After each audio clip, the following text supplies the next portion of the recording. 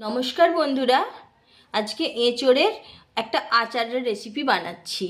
তার জন্য নিয়েছি একটা ছোট এঁচোড় আর দুটো কাঁচা আম নিয়েছি। আমগুলো এইভাবে পাতলা করে কেটে নিয়েছি, কেটে ধুয়ে নিয়েছি। একটা থালার মধ্যে মেলে দিলাম, এটা রোদ্দুরে মেলে দেব। এবার এঁচোড় কাটার জন্য আমি একটু সর্ষের তেল নিয়েছি, বটিতে ভালোভাবে তেলটা মাখিয়ে নিচ্ছি। সর্ষের তেল মাখিয়ে নিলে আঠাটা সহজে উঠে যাবে। হাতেও তেলটা মেখে নিলাম। আর একটা পাত্রে নিয়েছি কিছুটা জল, এর মধ্যে দিয়েছি হলুদ গুঁড়ো।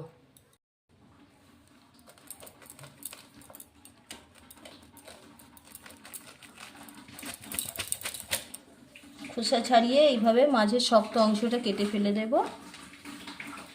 তারপর এইভাবে পাতলা করে কেটে নেব।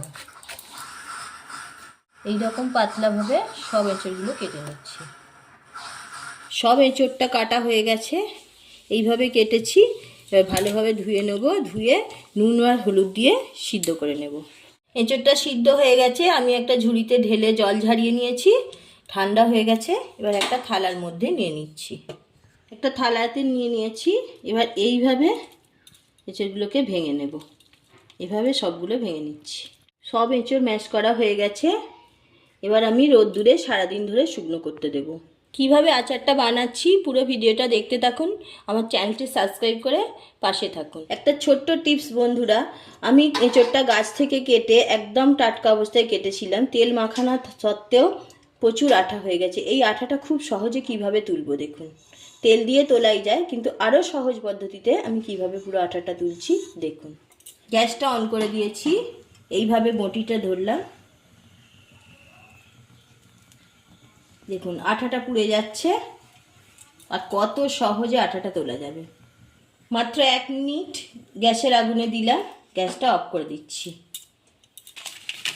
খবরের কাগজ নিয়েছি, কাগজ দিয়ে মুছে দিচ্ছি।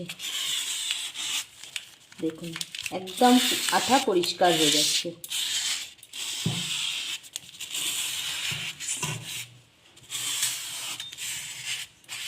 এঁচড়ের আচার বানানোর জন্য আমি এখানে কিছু মশলা নিয়ে নিয়েছি। মশলাগুলো শুকনো খোলায় ভেজে নেব। তেজপাতা, মেথি, মৌরি, জিরা, ধনে, দারুচিনি, রাঁধুনি, জোয়ান, শুকনো লঙ্কা, লবঙ্গ, এলাচ, কালো জিরা। গ্যাস অন করে কড়া বসিয়ে দিয়েছি। প্রথমে শুকনো লঙ্কা দিয়ে দিচ্ছি।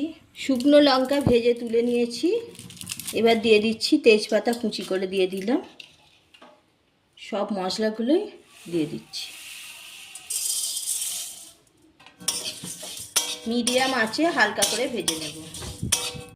মশলাগুলো ভাজার সুন্দর একটা গন্ধ উঠেছে। এই সময় আমি দিয়ে দিচ্ছি কালো সর্ষে। আরও একটু ভেজে নেব। ভাজা হয়ে গেছে, গ্যাস অফ করে দিচ্ছি। একটা পাত্রে ঢেলে নেব, ঠান্ডা হলে গুঁড়ো করে নেব। সারাদিন রোদ্দুরে দিয়েছিলাম সকাল থেকে, এঁচড়গুলো শুকনো হয়ে গেছে, শুকনো হয়ে কত কমে গেছে। এবার আচারটা আমি বানাচ্ছি।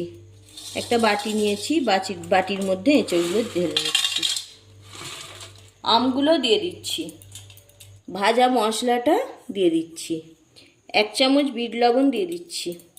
কাশ্মীরি রেড চিলি পাউডার দিচ্ছি 1 চামচ মতো। সর্ষের তেল ভালোভাবে মিশিয়ে নিচ্ছি। খুব সহজ পদ্ধতিতে এইভাবে এঁচড়ের আচার বানিয়ে সারা বছর ধরে রেখে দিতে পারেন। এটা ভালোভাবে মিশিয়ে আমি একটা শিশির মধ্যে ভরে নেব। এইভাবে বানিয়ে রাখলে ভাত, রুটি, লুচি, পরোটার সাথে আপনারা খেতে পারবেন। মুড়িতে মাখিয়ে খেতেও খুব ভালো লাগে। যদি ভালো লেগে থাকে একটা লাইক দিতে ভুলবেন না, অবশ্যই শেয়ার করবেন।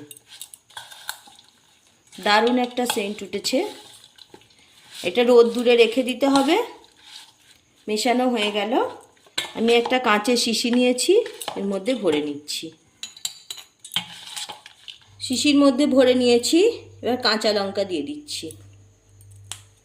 4টে কাঁচা লঙ্কা দিয়ে দিলাম। এবার দিয়ে দেব সর্ষের তেল। সর্ষের তেলটা একটু বেশি পরিমাণে দিতে হবে।